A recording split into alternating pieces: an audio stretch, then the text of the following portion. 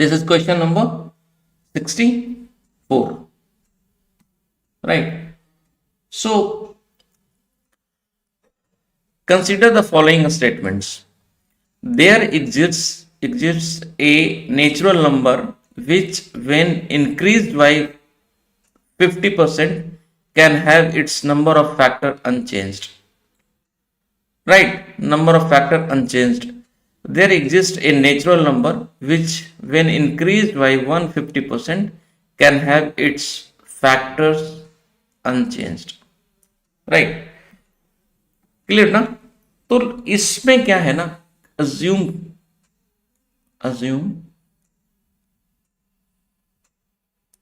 right, x is equal to a b c, a multiplied by b multiplied by c एक natural number है जिसको हम a multiplied by b multiplied by c से लिख सकते हैं. तो फिर a b c are the actually the factor, a b c are the factors of x. Clear na? A, B, C are the factors of x. Now read the statement. There exists a natural number which, when increased by 50%. अब हमने क्या किया? This is statement number 1.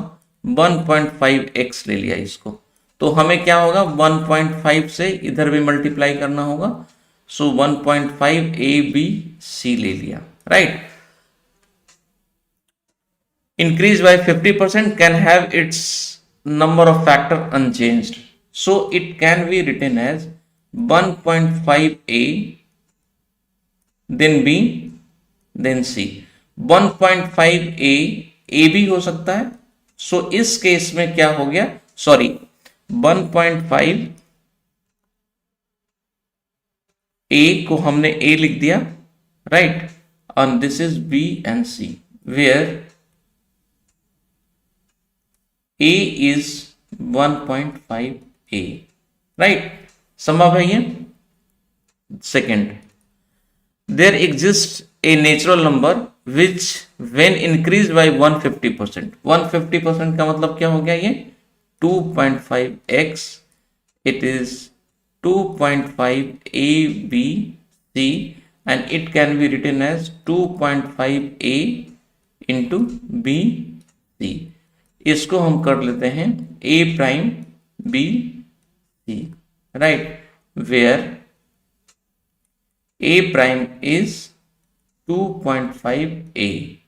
So in this case number of factors are 3, still 3, right.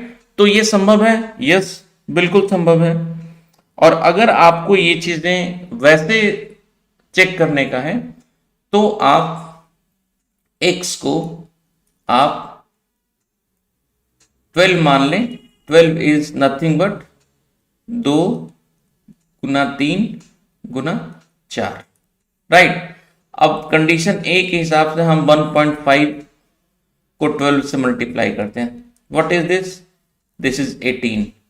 सो 18 को हम इस तरीके से लिख सकते हैं, दिस इज 3, ओहो दिस इज 2, दिस इज 2. तो हम 18 को इस तरीके से लिख सकते हैं, राइट. अब सेकेंड केस में जैसे ही हमने इसको 2.5 मल्टीप्लाइड बाई 12 किया तो इट हैज बिकम 30. तो क्या हम 30 को इस तरीके से लिख सकते हैं, 2.5 multiplied by 2 is nothing but 5 multiplied by 3 multiplied by 2. So इस केस में ये जो फैक्टर है वो कितना रह गया, आपका फैक्टर्स 532 रह गया. कोई दिक्कत तो नहीं है ना. इसमें भी देखिए 332 हो गया factor. So which of the statement given above is are correct? Both statement 1 and 2 are correct, है ना. करेक्ट, ये भी करेक्ट है, ये भी करेक्ट है. तो देखिए ये क्वेश्चन क्या आपको, actually this question is very plain and simple, but ये आपको थोड़ा कंफ्यूज करना चाह रहा था. किसी भी नंबर में अगर हमने n माना, इसके 3 फैक्टर्स हैं a b c. अगर हमने n को x से गुना कर दिया, दिस इज xn, फिर हम इस x को a से गुना कर देते हैं, a भी तो एक नया नंबर बन जाता है ना, मतलब ये क्या हो गया, इसको हम मान लीजिए p मान लिए, pvc। तो अभी भी 3 कंपोनेंट c इसके रह गए, 3 फैक्टर्स रह गए pvc। तो yes, it is very much possible, जब आप इसको 150% से भी इंक्रीज कर रहे हैं तो किसी एक फैक्टर को 150% से इंक्रीज कर दीजिए, उसके number of factors. The question is actually asking about number of factors.